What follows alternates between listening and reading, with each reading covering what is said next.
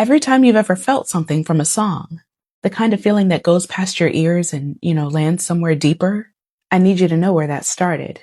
Not a recording studio, not a concert hall, not a radio station, a patch of grass in New Orleans, where enslaved people were allowed to gather on Sundays. And that changed the world. The place was called Congo Square. And before I tell you what happened there, I need for you to understand what it meant that existed at all. Now, this is the American South in the 1700s. Enslaved Africans in every Protestant colony and state had their languages stripped, their religions outlawed, their drums taken, their music silenced. The systematic destruction of African culture was not incidental to slavery. It was the point. You can't keep a person in chains if they remember who they are. But New Orleans was different. Louisiana was under French and then Spanish colonial rule. The Code Noir, the French colonial law governing enslaved people, it gave them Sundays off. And in New Orleans, unlike almost anywhere else in America, that Sunday freedom was real.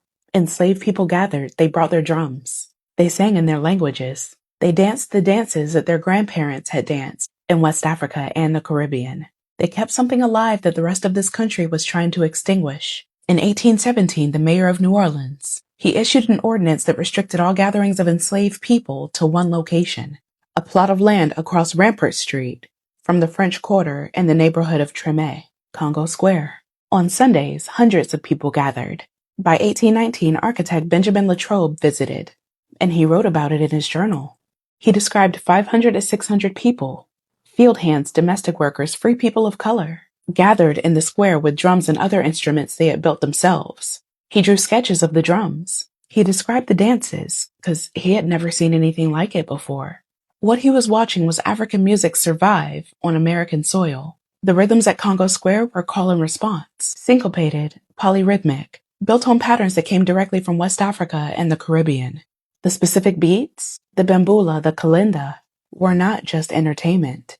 They were memory, they were culture. They were identity surviving in the only way that it could survive, through sound, through the body, through a Sunday afternoon on a patch of grass, before sunset, when the law required everybody to go home. The ordinance that created Congo Square had rules. Gatherings had to end at sunset. Anyone who stayed late received between 10 and 25 lashes. Anyone who made noise outside the designated day and place received lashes. The law that allowed them to gather was the same law that made clear what gathering cost, and they still came. By 1835, the authorities shut it down. Fears of revolt, fears of abolitionists. By 1851, the gatherings were banned permanently. And by 1856, Black people in New Orleans had lost the legal right to play horns or drums anywhere in the city. But it was too late. The music had already moved into the homes, into the churches, into the secret gatherings that continued after the square went dark, into the musicians that grew up hearing these rhythms and carried them forward, into New Orleans jazz, which didn't appear from nowhere, which wasn't invented by accident, which grew directly from African musical traditions that survived Congo Square when they were surviving nowhere else in this country. Louis Armstrong grew up in New Orleans. So did Jelly Roll Morton. So did Sidney Bechet. The Second Line Parade, the Jazz Funeral, the syncopated rhythms at the heart of New Orleans music, all of it traces back to those Sunday afternoons. And the African musical traditions that survived Congo Square became foundational to jazz, blues, R&B, and every form of popular American music that followed. The New Orleans City Council, when they voted in 2011 to officially restore the name Congo Square, they put it plainly in the ordinance. Jazz is the only true indigenous American art form, and its genesis was Congo Square. Think about what that means, y'all. The people who built American music were not free. They weren't citizens, they couldn't vote, they couldn't own property, they couldn't walk through certain doors. They were permitted to gather on Sundays before sunset, on a patch of grass, and they were told that if they stayed too late, they would be beaten.